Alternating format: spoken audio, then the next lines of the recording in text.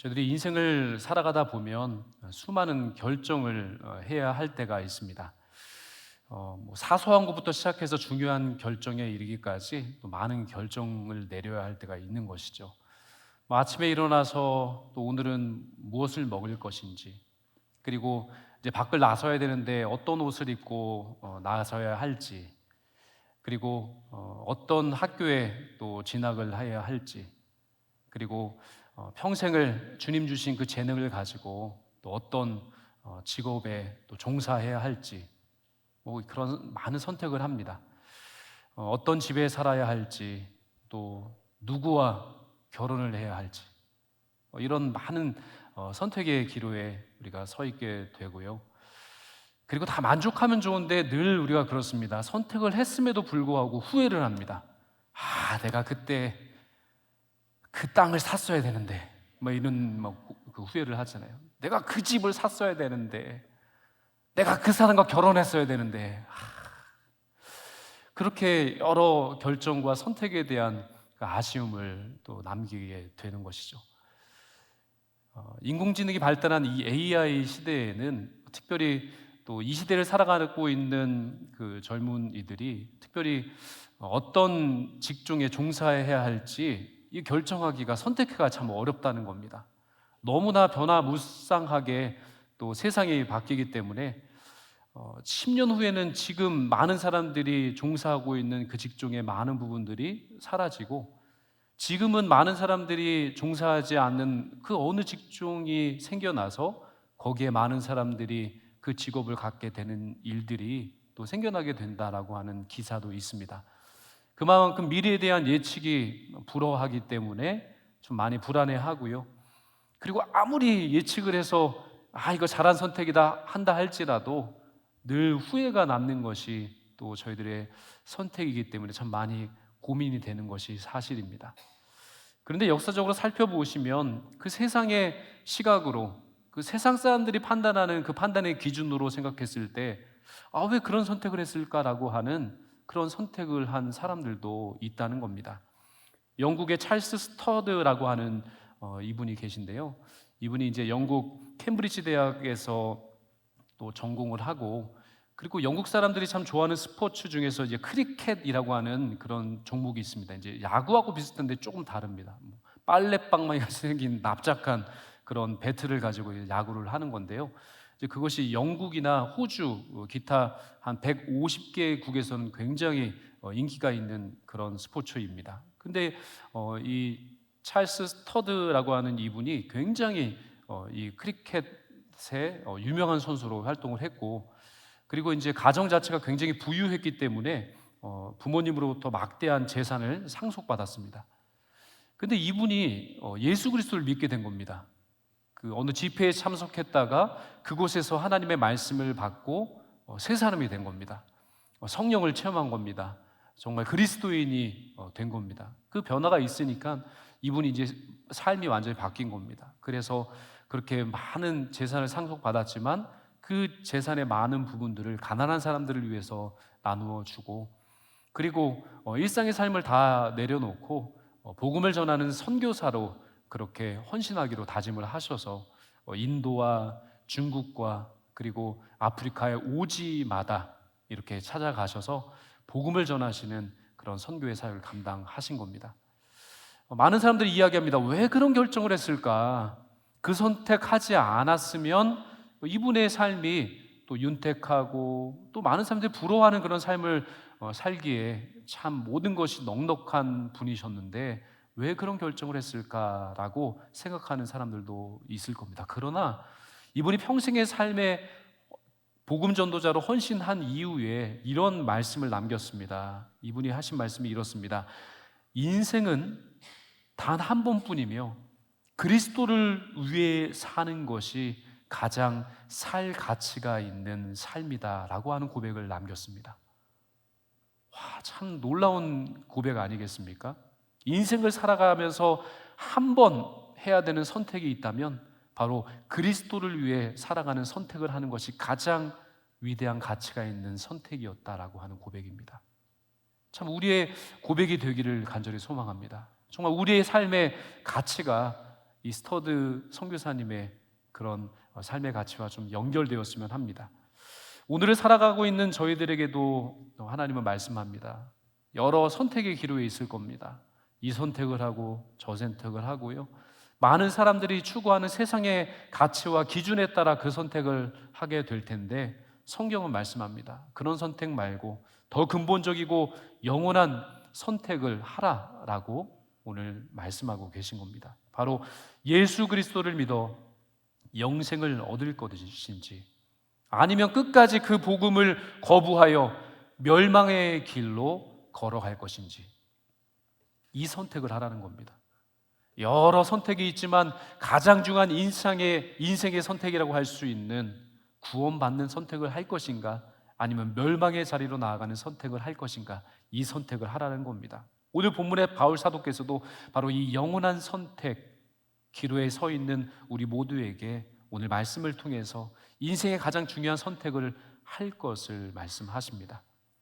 우리들이 선택을 하지만 이미 주님께서도 선택을 하신 부분들이 있다라고 하는 것을 오늘 성경은 말씀하십니다. 지난주 말씀에 이어서 오늘 본문의 말씀, 정말 죽을 고비, 정말 풍토병에 걸려 거반 죽게 되실 뻔한 이 사도 바울께서 이제 비시디아 안독, 바로 이 타우루스 산맥을 넘어서 새롭게 당도한 땅, 갈라디아 지역의 첫 번째 도시였던 이 비시디아 안디옥에 당도하셔서 그 짐을 꾸려서 쉬기도 벅찬데 정말 안식일을 맞이하여서 바로 이 비시디아 안독에 있는 회당에서 말씀을 선포하신 그 내용을 같이 살펴보았습니다.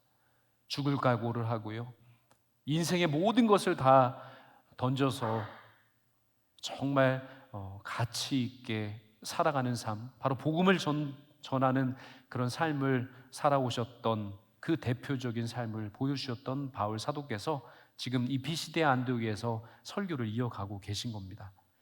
오늘 본문의 말씀에 보시면 먼저 바울 사도께서는 바로 유대인들 그들 조상에게 주신 약속, 구약 시대 그 수많은 예언자들을 통해서 보내주리라, 구원하리라, 만족하게 하리라, 새 길을 열어주리라 라고 말씀하신 그 임마누엘의 예수 그리스도, 그 예수 그리스도께서 지금 오셨다.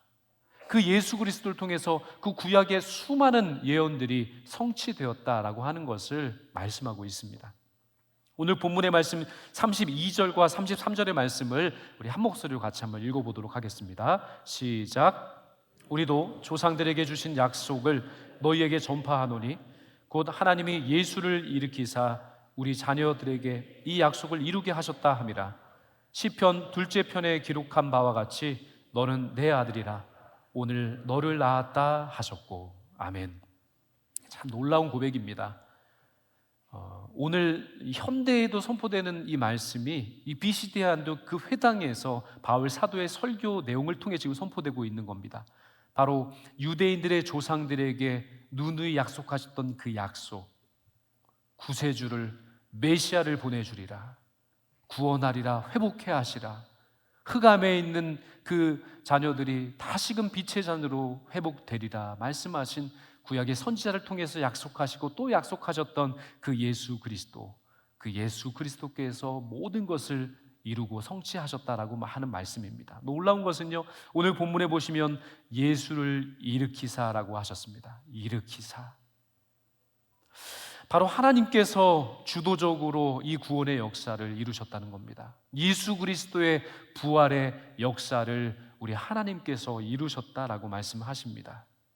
정말 약속대로 주 예수께서 그 죽음의 권세를 다 깨트리시고 말씀대로 살아나셨다라고 하는 그 부활의 역사와 기적을 지금 바울 사도께서 그 회당에서 선포하고 계신 겁니다.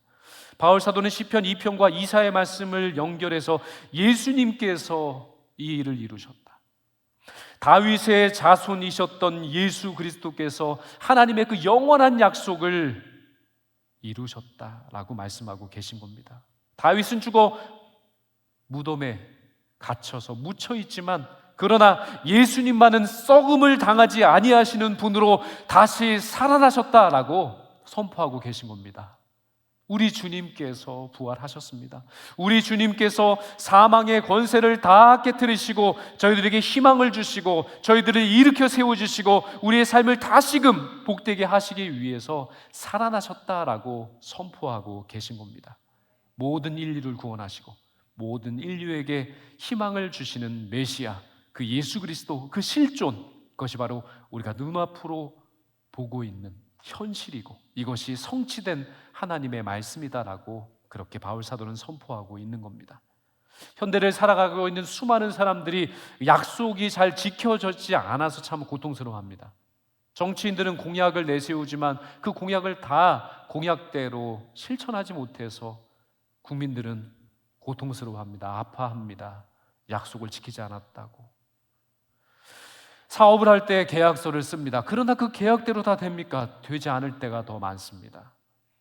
계약을 파기할 때가 한두 번이 아닙니다. 사람과 사람 사이에서 많은 약속을 합니다. 그러나 그 약속을 다 지킬 수 있으셨나요? 그것을 다 지키려고 해도요, 우리가 참 약합니다. 다 지키기가 어렵습니다. 자기 자녀와도 한 약속을 하나하나 다 지켜가기가 벅찬 것이 우리의 인생입니다. 그러나 하나님은 다르십니다. 하나님은 저희 모두와 하신 언약과 그 약속을 반드시 지키는 하나님이신 줄 믿습니다. 하나님 하신 말씀은요, 하나도 땅에 떨어지지 아니하십니다. 하나님의 말씀은 영원합니다. 저희들과 맺으신 하나님의 약속은 반드시 하나님께서 이루어 주신다는 겁니다. 구약의 선지자를 통해서 수없이 말씀하셨던 그 예언의 말씀이 그 어느 것 하나 빗나간 말씀이 없습니다. 빗나간 약속이 없습니다. 하나하나 하나님께서 하나님의 때에 하나님의 거룩하신 뜻과 계획 안에서 하나하나를 이루고 또 이루어 오신 것입니다. 얼마나 신실하신지요. 하나님께서 얼마나 우리의 삶 가운데 약속하신 모든 것을 이루어 주고 계시는지 그 하나님의 신실함으로 우리가 살아갑니다. 그 하나님의 신실함 때문에 우리가 넉넉히 이기며 살아갑니다. 진짜 평안을 누리며 살 수 있게 된 것입니다. 바울 사도 계속해서 선포합니다. 사망 권세를 이기신 예수 그리스도께서 우리에게 찾아와 주셔서 우리를 그 사망의 권세로부터 자유롭게 하셨다 말씀하십니다. 죽을 수밖에 없지만 그러나 사망 권세를 깨뜨리신 그 예수 그리스도로 말미암아 우리가 영원한 생명을 얻게 되었다라고 말씀하십니다. 오늘 본문 38절은 바울 사도의 설교의 결론이기도 합니다. 38절의 말씀을 같이 읽겠습니다. 시작. 그러므로 형제들아 너희가 알 것은 이 사람을 힘입어 죄사함을 너희에게 전하는 이것이며. 바울 사도께서 회당에 모인 수많은 사람들과 지금 말씀을 받고 읽고 그리고 말씀을 이해하고 있는 여기 계신 한 분 한 분들에게도 동일하게 선포하시는 생명의 말씀입니다. 우리가 예수 그리스도의 십자가 대속의 은총으로 말미암아 죄사함을 얻게 된 줄로 믿습니다. 예수님을 힘입어 죄사함을 얻었다는 겁니다. 우리가 잘나서가 아닙니다. 우리가 선행을 해서가 아닙니다. 우리가 하나님께 뭔가 잘 보여서가 아닙니다. 우리가 하나님과 한 약속을 하나하나 잘 이행해서가 아닙니다. 우리의 힘으로는 안 됩니다.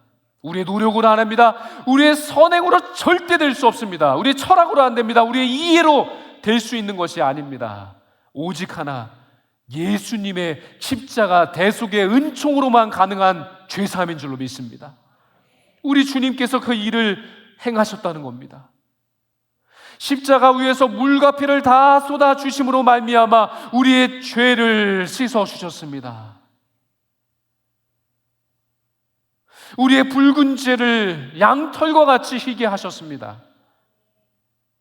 우리의 씻을 수 없는 그 죄악된 모습을 우리 주님께서 몸으로 피로 깨끗하게 씻어 주셨습니다.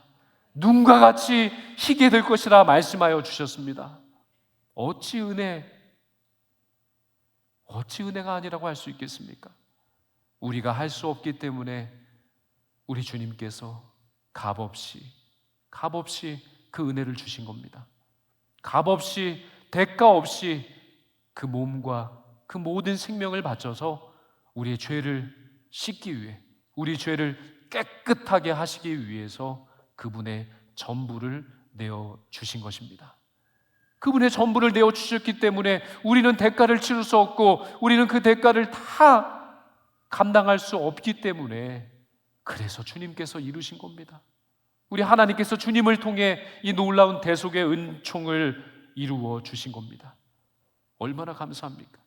내가 할 수 없지만 우리 주님으로서는 가능한 일, 바로 죄를 깨끗게 씻어주시는 대속의 은총을 베풀어 주신 겁니다. 사람이여, 이 죄 때문에 얼마나 그 굴레 속박에 눌려 사는지 모릅니다. 그 죄를 지은 그 죄책감 때문에 얼마나 고통스러워하는지 모릅니다. 이 죄를 해결하지 못해서 얼마나 걱정과 근심 때문에 밤잠을 이루지 못하는지, 수많은 사람들이 이 죄의 문제 때문에 고통스러워하고요, 이 죄의 문제 해결할 수 없어 죄인 된 감옥에 갇혀 사는 인생이 수없이 많습니다. 그러나 우리 주님께서 십자가 물과 피를 흘려주셔서 그 보혈의 능력으로 말미암아 우리를 구원해 주시고 구출해 주신 것입니다. 그 죄의 감옥으로부터, 우리를 죄의 쇠사로부터 우리를 풀어주셔서 진정한 자유와 회복을 허락해 주신 줄로 믿습니다. 죄로부터 구원해 주셨습니다. 죽음의 속박으로부터 우리를 자유하게 해주셨습니다. 뿐만 아닙니다. 오늘 본문 39절의 말씀해 보시면, 또 모세의 율법으로 너희가 의롭다 하심을 얻지 못하던 모든 일에도 이 사람을 힘입어 믿는 자마다 의롭다 하심을 얻을 이것이라. 율법으로 안 됩니다. 행위로 안 됩니다. 철학으로 안 됩니다. 선행으로 안 됩니다. 그 어떤 인간의 노력으로 되지 않습니다. 그러나 주님을 믿는 믿음으로 말미암아 의롭게 여겨진 줄로 믿습니다. 이신칭의, 바울 사도께서 13개의 서신을 보내시면서 그 13개의 서신에 누누이 선포하고 누누이 강조했던 이신칭이 우리의 행위나 우리의 철학이나 우리의 노력이나 우리의 그런 모든 어떤 것으로 되지 아니하지만, 우리가 예수 그리스도의 십자가 대속의 은총을 믿는 믿음을 보시고 하나님 아버지께서 우리를 의로운 사람으로 여겨주신 이신칭의의 그 은혜로 말미암아 우리가 구원을 얻게 된 줄로 믿습니다. 자유로웠습니다. 죄로부터 자유롭고 사망으로부터 자유롭고, 율법을 지키고 율법을 아무리 지키려고 해도 다 지킬 수 없는 그 율법으로부터 자유함을 얻게 된 진짜 자유함의 삶을 살아갈 수 있도록 주님께서 자유를 허락해 주신 줄로 믿습니다. 여기서 말씀하시는 의롭게 하셨다라고 하는 말씀은요, 법정에서 판사가 선포하는 겁니다. 무죄를 선포하는 겁니다. 무죄, 죄가 없다라고 하면서 꽝꽝꽝 선언하는 겁니다. 더 이상 죄가 없다 선포하는 법정 용어와 바로 의롭게 하셨다라고 하는 단어가 같은 단어입니다. 저희들 행위가 아닙니다. 오직 예수 그리스도로 말미암아 의롭게 여겨지는 줄로 믿습니다. 우리를 의롭게 여겨주시고, 우리가 죄를 짓지만 지금도 짓고 앞으로도 짓게 될 것이지만, 우리가 예수 그리스도 그 십자가 대속의 은총을 믿는 믿음 안에 서게 될 때, 바로 그 십자가 대속의 은총으로 우리의 죄를 가리워 주시고 우리의 죄를 깨끗이 씻어 주신다 약속하셨습니다. 그래서 성도의 의로움은요, 행위로 되지 않고 노력으로 되지 않고 100% 하나님의 의, 하나님의 은혜로만 되는 줄로 믿습니다. 그러므로 저희들은 이제 중요한 선택의 갈림길에 서 있는 겁니다. 우리 주님도 선택을 하십니다. 우리도 선택을 해야 한다 말씀하십니다. 예수님을 믿어 죄사함을 받아 진짜 자유인의 삶을 살아가시든지, 아니면 끝까지 율법을 통해 나는 의롭다함을 얻을 것이다 라고 하면서 율법의 의를 이루기 위해서 노력하다 예수님 거부하고 멸망의 길로 들어서든지. 물론 둘 다 의를 추구하는 열정인 것은 분명합니다마는, 그러나 그 한 번의 선택이 그 사람의 삶의 모든 것을 결정하는 가장 위대하고 영원한 선택이 된다는 사실을 기억하기를 바랍니다. 그래서 바울 사도는 이렇게 말씀합니다. 40절의 말씀입니다. 선지자들이 말씀하신 것이 너희에게 미칠까 삼가라.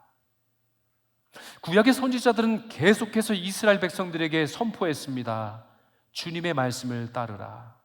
주님의 말씀을 통해 그 죄의 길에서 돌이켜 주님을 따르는 삶을 살아야 한다 경고하고 또 경고해 주셨습니다. 41절의 말씀처럼 이스라엘의 조상들은 이 선지자의 경고를 무시한 채 살아가다가 멸망의 길로 갈 수밖에 없었습니다. 41절입니다. 일러스되 보라, 멸시하는 사람들아, 너희는 놀라고 멸망하라. 내가 너희 때를 당하여 한 일을 행할 것이니 사람이 너희에게 일러줄지라도 도무지 믿지 못할 일이라 하였느니라 하니라. 돌이켜라, 돌이켜라. 너희의 성전에 내가 한 가지의 일을, 너희의 생전에 내가 한 가지 일을 반드시 행할 것이다. 그러나 듣고 돌이키면 그 멸망의 길에서 구원의 길로 그렇게 회복되리라 누누이 말씀하셨습니다. 구원의 길을 일러주시고 또 말씀해 주셨지만 이스라엘 그 백성의 조상들이 듣지 아니하고 끝까지 멸망의 길로 갔다라고 하는 겁니다. 그러니 이제 지금 비시디아 안독 회당에 모인 하나님의 사람들아, 이제 경각심을 가지고 하나님의 말씀을 듣고 진정 영원한 생명에 있는 선택을 해야 하지 않겠습니까? 라고 하면서 다시금 하나님의 그 경고, 하나님의 말씀을 귀담아 듣고 주님의 말씀 안에 서야 함을 선포하고 있습니다. 하나님이 경고해 주실 때 그것이 아픔이 아닙니다. 하나님이 말씀해 주실 때 우리를 미워해서가 아닙니다. 경고해 주실 때, 우리가 깨달아 알 수 있도록 말씀해 주실 때, 그때는 바로 하나님께서 저희들에게 기회를 주시는 겁니다. 기회를 또 주시고 또 주십니다. 멸망의 길에 들어서기 직전까지도 우리 아버지 하나님께서는 저희들에게 계속해서 기회를 주십니다. 돌이켜라, 돌이켜라 말씀합니다. 내게로 와라, 내게로 와라 항상 말씀하십니다. 그 말씀을 듣고 주님께로 돌이키는 인생, 영원한 생명의 선택을 하는 인생은 주님께서 영생의 복을 허락하여 주시고 참 자유와 기쁨의 역사를 체험할 수 있는 그런 행복의 길로 걸어갈 수 있도록 하나님의 자녀가 되는 권세를 허락해 주실 줄로 믿습니다. 참 놀라운 복음이 선포될 때마다 그 복음으로 말미암아 수많은 사람들이 주님께로 돌아오는 역사도 나타나지만은, 그러나 이 복음의 이중성이 있어서 그런지 이 복음이 선포되는 자리마다 그 복음을 끝까지 거부하고 비난하고 비판하는 사람들도 있었다라고 하는 말씀입니다. 회당에서도 마찬가지입니다. 바울 사도께서 복음을 힘있게 선포하셨지만 그 복음을 받고 기뻐 뛰며 찬송하고 기도하는 사람도 있었습니다마는, 그러나 끝까지 그 복음을 거부하고 비방하고 비판하며 끝까지 그 복음을 받지 아니하는 사람들도 있었다라고 오늘 성경은 말씀합니다. 오늘 본문 45절의 말씀에 보시면 바울에 대한 시기와 비방을 하는 사람이 있었다라고 말씀합니다. 45절의 말씀입니다. 유대인들이 그 무리를 보고 시기가 가득하여 바울이 말한 것을 반박하고 비방하거늘. 생명의 말씀이 선포되었습니다. 주님이 주신 기회의 말씀이, 영생의 말씀이 선포됐습니다. 그 영생의 말씀이 선포될 때 영생의 말씀을 믿기로 작정되고 받아들이기로 작정된 자는 믿고 영원한 생명을 얻게 되겠지만은, 그러나 끝까지 그 복음을 거부하는 사람들이 있다라고 하는 말씀입니다. 오늘 본문에서 유대인들이라고 말씀하신 이 유대인들은 그냥 보통의 유대인들이 아니라 바로 그 당시 이 비시디아 안독에서 회당장으로 사역을 감당하고, 그리고 유대인 지도자들 격 되는 그 사람들이 바로 이 바울 사도의 복음의 메시지를 듣지 않고 끝까지 비방하고 반박했다라고 하는 겁니다. 바울 사도의 그 복음을 듣고 수많은 사람들이 변화되는 모습을 봤을 때 그들과는 참으로 구별되고 차이가 느껴졌을 때 그들은 시기하고 분내고 또한 비방하는 모습을 보였습니다. 어떤 이는 마음을 활짝 열고 예수 그리스도를 영접하였지만 어떤 이들은 복음을 듣고 끝까지 거부하고 반박하는 일들도 있었다는 겁니다. 그러나 중요한 것은요, 언제나 복음이 전해지는 그곳에 하나님께서 생명의 결실과 열매를 맺고자 결정하시고 모아주신 하나님, 그 하나님의 백성들은 반드시 그 복음의 메시지로 말미암아 하나님께로 돌이켜지는 생명의 역사가 가능하다고 하는 말씀입니다. 주님은 그 일을 하십니다. 우리는 그래서 때를 얻든지 못 얻든지 간에 바울 사도처럼 전해야 하는 겁니다. 우리 주변에 아직까지 주님을 구주로 영접하지 못해서 심판의 자리로 갈 수밖에 없고 영벌에 처할 수밖에 없는 수많은 사람들이 있지 않습니까? 우리가 할 수 있는 건 단 한 가지입니다. 바로 바울 사도처럼 때를 얻든지 못 얻든지 간에 전하는 겁니다. 예수 그리스도의 십자가를 전하는 겁니다. 예수 그리스도의 십자가를 통해서 내가 지금 제 사함을 얻고 영원한 생명을 얻고 하나님의 자녀가 되는 권세를 받아 누리며 행복한 삶을, 신앙을 살고 있다는 그 내가 받은 은혜를 우리 주변 사람들에게 전하고 또 전해야 할 줄로 믿습니다. 그러면요, 우리는 전하고 우리 주님께서 마음을 여시고 성령님으로 역사해 주셔서 그 복음을 받아들이고 그 사람을 생명의 길로 들어서게 하는 그런 회복의 역사, 그리고 대속의 역사를 우리 하나님께서 이루어 주실 줄로 믿습니다.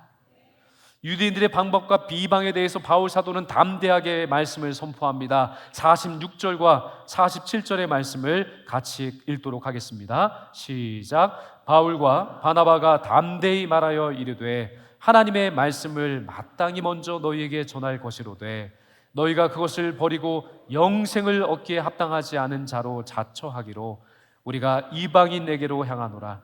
주께서 이같이 우리에게 명하시되 내가 너를 이방의 빛으로 삼아 너희 땅끝까지 구원하게 하리라 하셨느니라 하니. 아멘.